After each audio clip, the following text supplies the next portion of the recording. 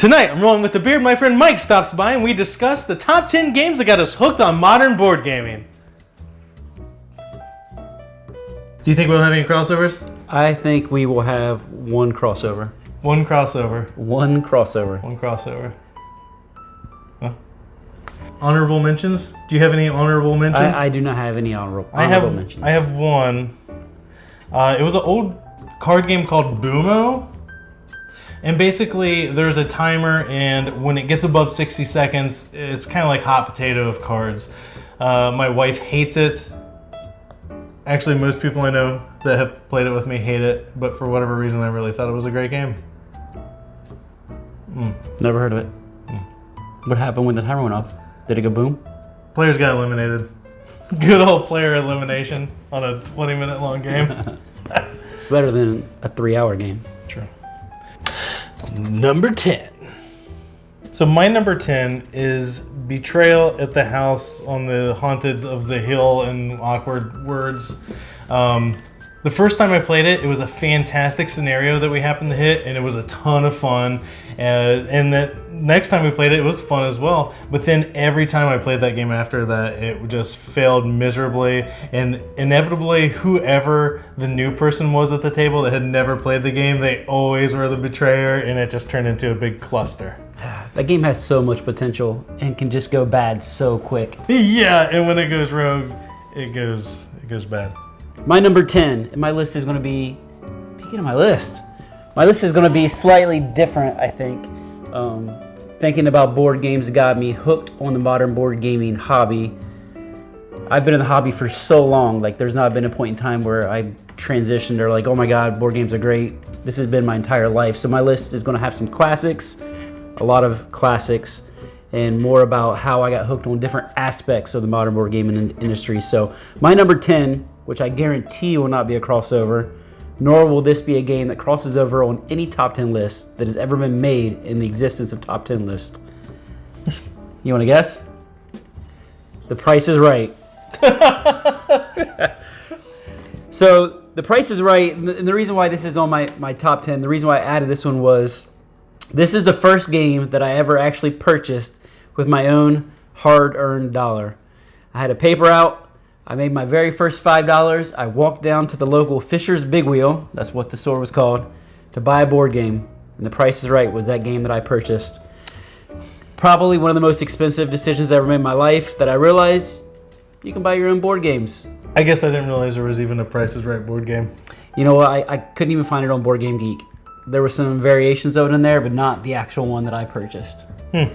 Which I may still have at my mom's house somewhere. Number 9. My number 9 is a game that came out many moons ago.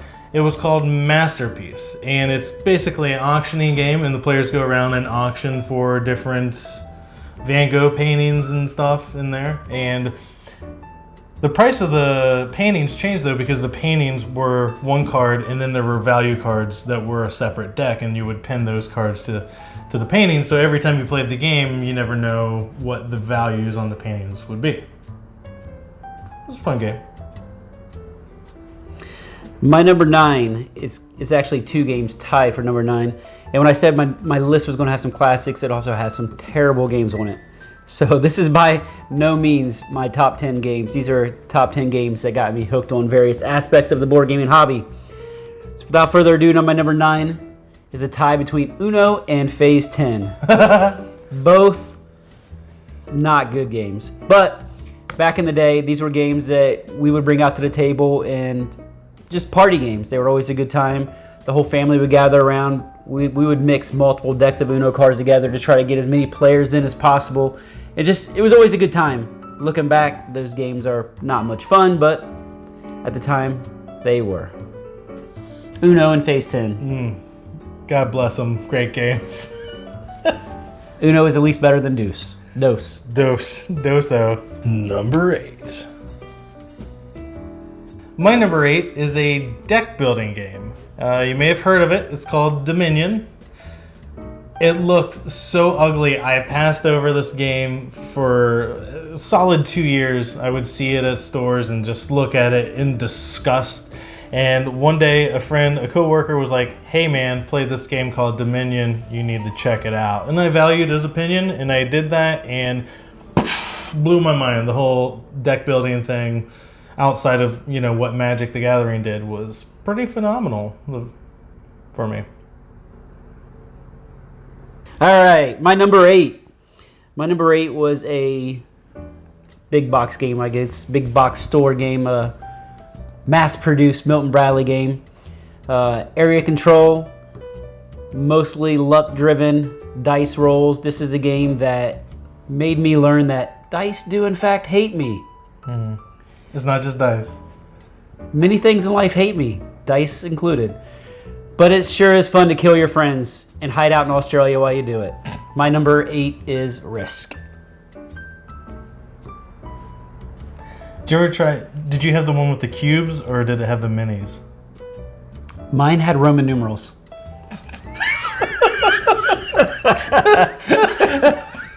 Of course it did.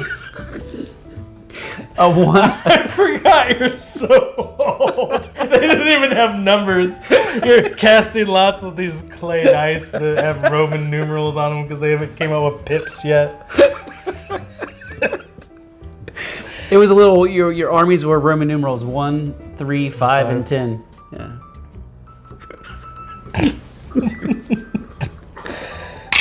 Number 7. My number 7 is a little card game that includes one of my least favorite mechanics, player elimination. Bang the card game. First time I played Bang, was unsure about it, and then I realized how important the group that you play some of these games with, how important that group is, the dynamic in it. And I played that game with a friend of mine, and he introduced me into the whole table talk and bluffing and just having a grand old time while playing these games, and not making so much focus on the game itself, but just the interaction between the players at the table. I don't think I've ever played Bang the card game. Really? Yeah.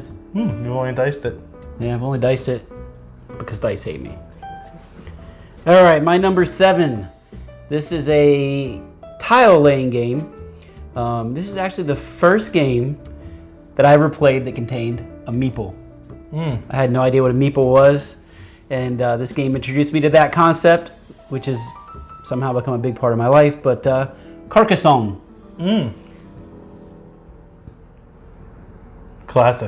Classic tile laying game.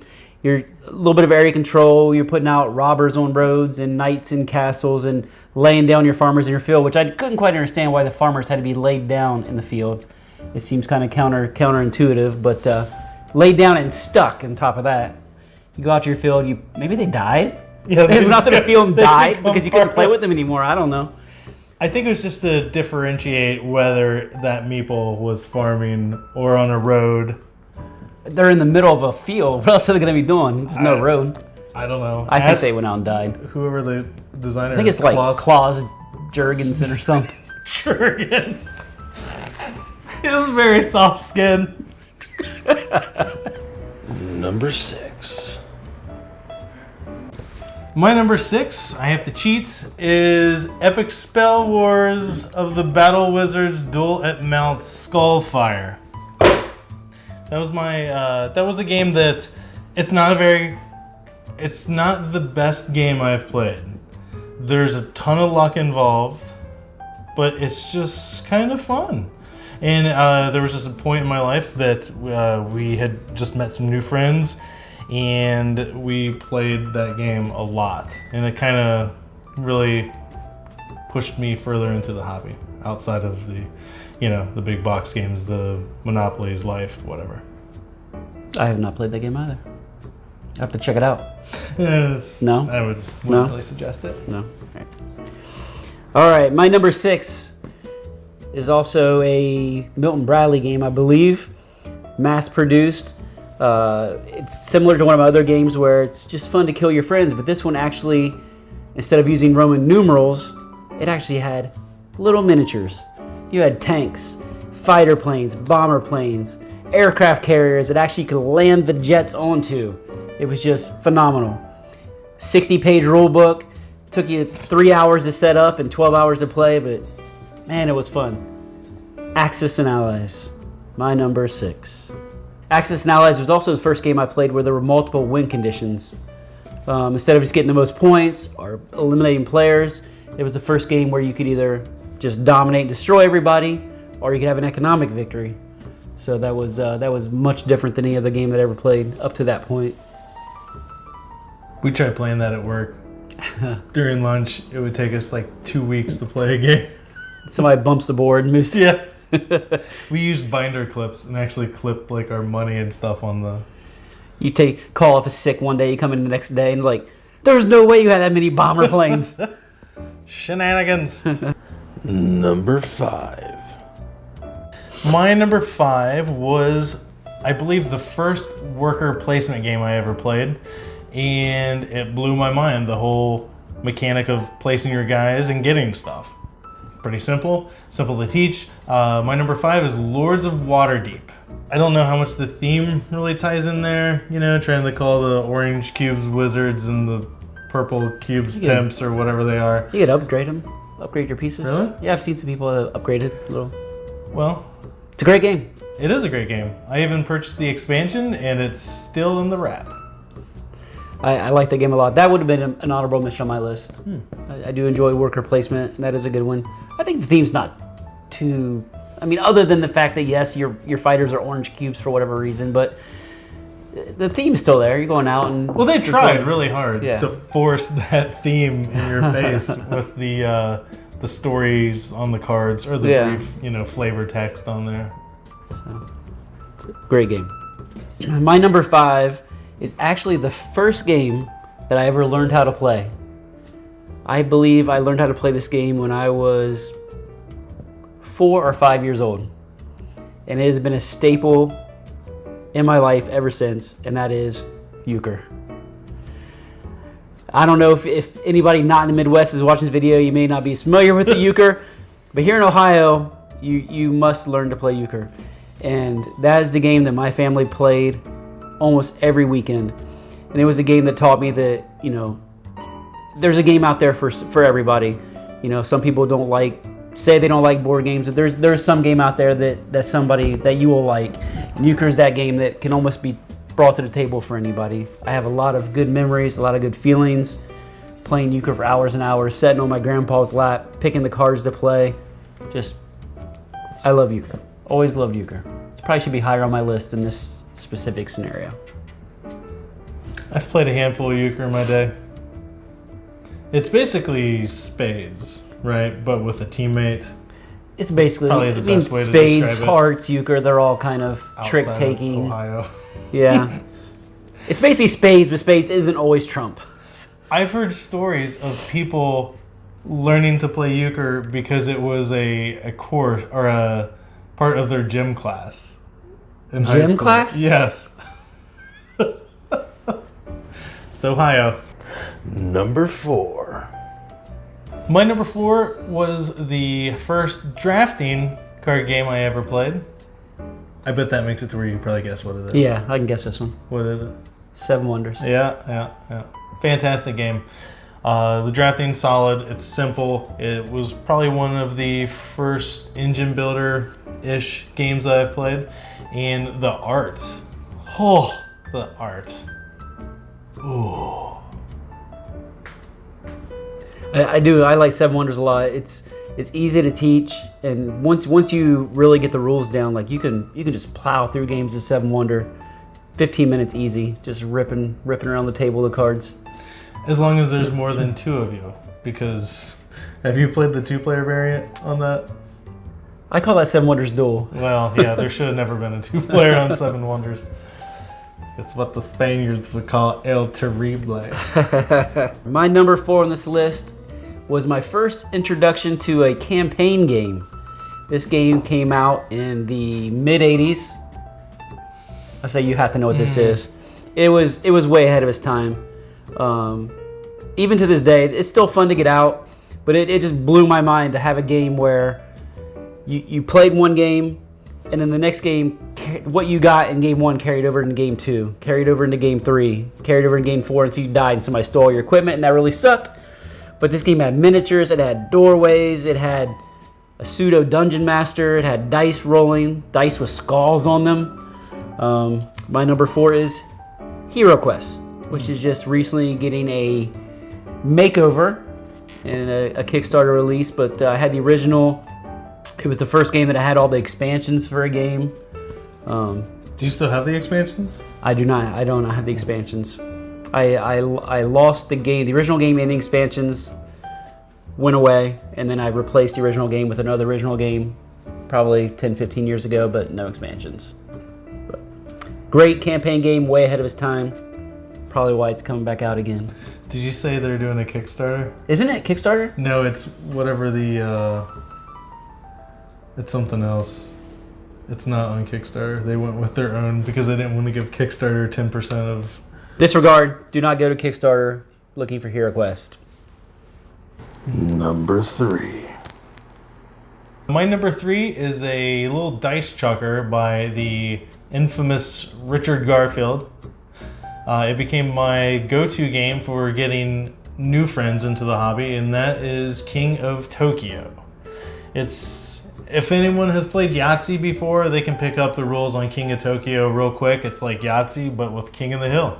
It's a lot of fun, and just doesn't require too much effort. And you can form alliances and then swiftly break those alliances at the table and stab each other in the back. It's a lot of good, wholesome fun. I do like King of Tokyo. The kids are always down to play King of Tokyo. The dice are like giant, chunky. Get the little green cubes of power that only allow you to buy cards. Mm-hmm. But a lot of fun. Especially if you play it on a glass table too. Those gigantic dice just... My number 3, this is definitely the newest game on my list. My list has been full of classics. This is definitely not a classic. This game was my first ever Kickstarter back. This kind of got me hooked on that aspect of gaming, which it seems like every game nowadays is getting kickstarted.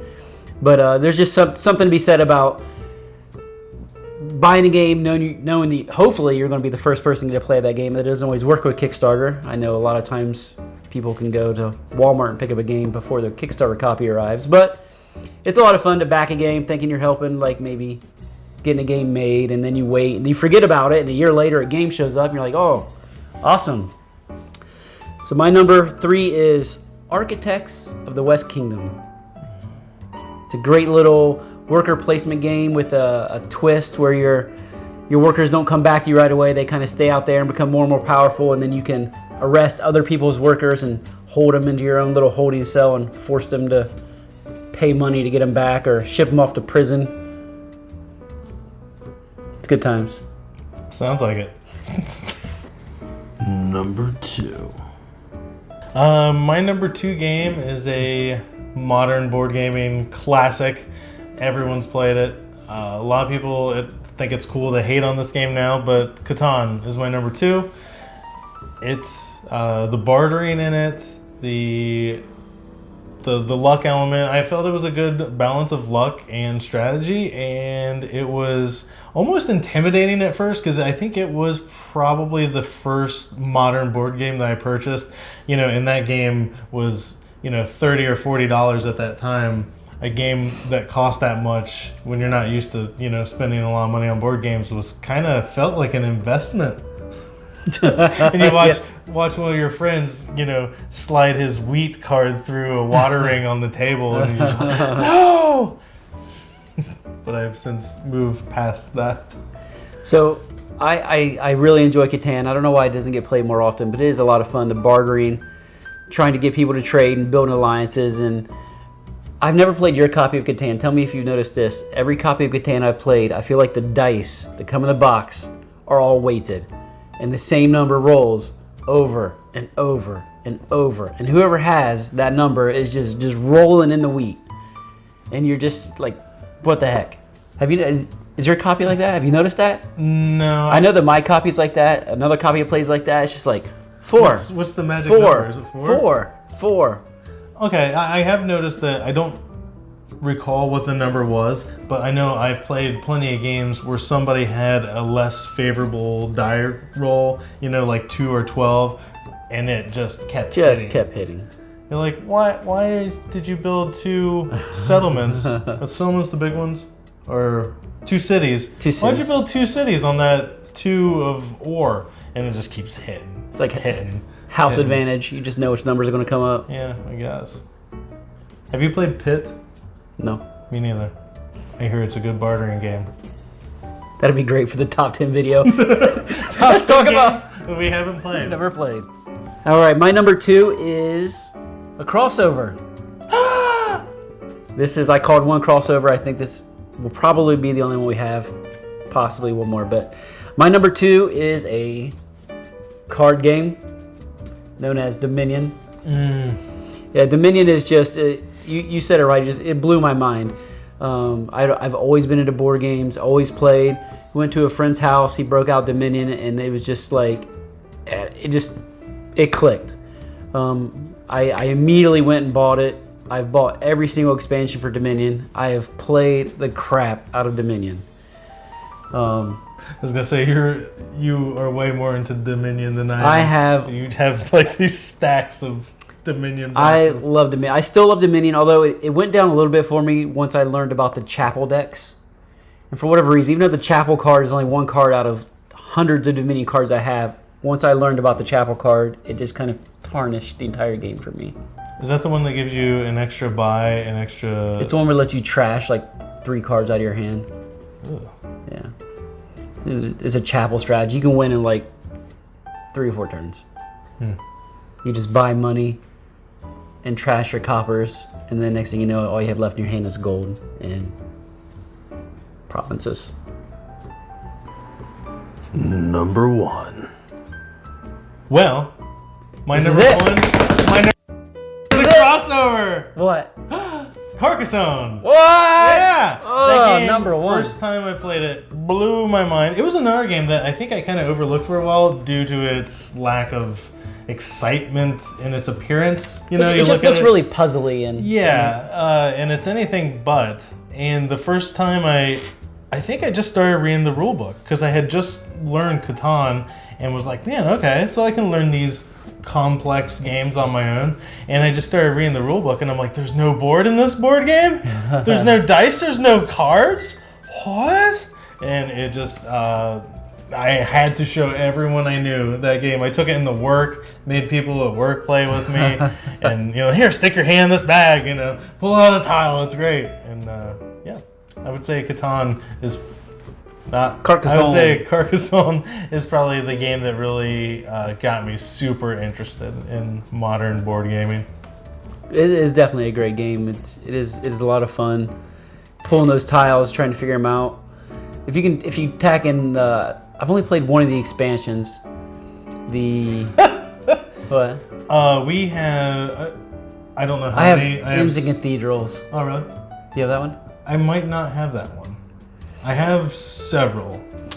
The Inns and Cathedrals, you can place a cathedral in cities, and it makes them worth 3 points instead of 2 if you close a city. Okay. But they're completely open, like every side is open. And so you got some, and if you don't get any points if you don't close it. So it's all or nothing. Is that number 2? I don't know. Didn't they number them? They may have. But if somebody's got a nice little city building up and you get that card and you're like, you know what? Have yourself a cathedral in that city of yours. Good luck closing that beast out. I don't have that one. I got like the sheeps and wolves and the tower and the fairy and dragon, and I want to say I have some other ones. I heard the tower's a good one. We once played all of them that we owned together. It was pretty cool. Yep. My number 1 on this top 10 list is not a crossover. And this is probably, it's the number 1 on this list, and it may be one of the worst games of all time. It may even be worse than Uno and Phase 10. This is a game that lasts upwards of 6 to 8 hours. Oh. About 45 minutes into the game, one player knows that they are winning. The other players know that they're not going to win, and they sit there and suffer. And just bleed out. Just bleed out. Just a slow death of pain that's just terrible for everybody involved. It's great. It ruins all family get-togethers and holidays. Everyone. This game I have played this game probably more than any game my entire life. I would, when I was younger, I would play this game every single day. I played this game by myself. There were no solo rules for this game, but I made them up. That game is Monopoly. Oh, Monopoly. I was a Monopoly collector. At one point in time, I think I had like 15 different Monopoly boards. I had the anniversary editions. I remember when the anniversary editions came out, and it was like I got 3 copies of it. It had a gold train, and it came back out with the wooden houses and the wooden hotels. This was also the first game that really got me into rules. I'm a rule book. I like playing the games by the rules. I don't care for house rules, and house rules are people play Monopoly by 1,000 different rules, and I did not. And nobody wanted to play with me anymore because they didn't get any money when they landed on free parking. did you ever use the strategy where you can buy all the houses Yes. and not upgrade them to That's another rule that people hated because they'd be like, "What do you mean there's a limited number of houses?" Yeah, you can't buy anymore because I have them all. There's more in the box. I don't care. Those are extras in case you lose some. Rules. If Parker Brothers wanted you to have as many houses as you wanted, they would have not put a rule in. They say you can only have. I've not played Monopoly in probably 20 years, and I can still tell you the starting denominations for your money. All right, well, I guess that wraps up our top 10 games that got us hooked into modern board gaming. Thanks for having me, Eric. I really enjoyed this. Thanks for joining us, Mike. Appreciate it. Thanks for watching another episode of Rolling with the Beard. Click that subscribe button and join us again. Thanks for watching. Mike, 1, 2, You're 3, 4. Okay, so let's see. I think you have to edit the crap out of that. Oh, yeah. I guessed like half years. Oh, you did not. You guessed 3. Yeah. Did I you did. stop it? No, not now. Was it started?